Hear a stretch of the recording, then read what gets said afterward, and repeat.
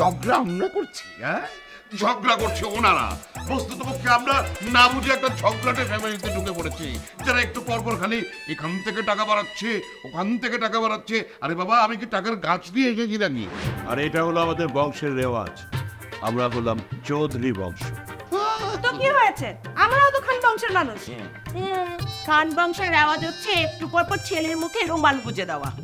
এই জান, তুমি এখন চুপ করে আছো, কিছু বলো। আম্মা, এই শ্যাম, তুমি থামো, সমস্যার সমাধান করে দিচ্ছি। দেখেন আঙ্কেল আন্টি, যেহেতু আপনারা ইচ্ছা পোষণ করেছেন যে দেন মোহরের টাকা বাড়িয়ে নেবেন, সমস্যা নাই, আমরাও ঘাউড়াউড়ি করবো না। কাজী সাহেব লেখেন 5,51,000 টাকা। তৌবা তৌবা তৌবা, আজকাল তো 12-13 লাখের নিচে কাবিনই হয় না। কাজী সাহেব, আপনারা তো ইন্টারেস্ট কেন? কমিশনের টাকা বাড়বে সেজন্য? না না না, আমি আসলে নারীবাদী কাজী, নারীদের পক্ষে কথা বলাই আমার কর্তব্য। হইতে আর আপনারা তো কথা বলতে হবে না। ভাই সাহেব, আপনি একটা কিছু ঠিক করে দেন, ছোট্ট করে 12।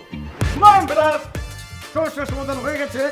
এই কাজী সাহেব দেখেন 12,000 টাকা।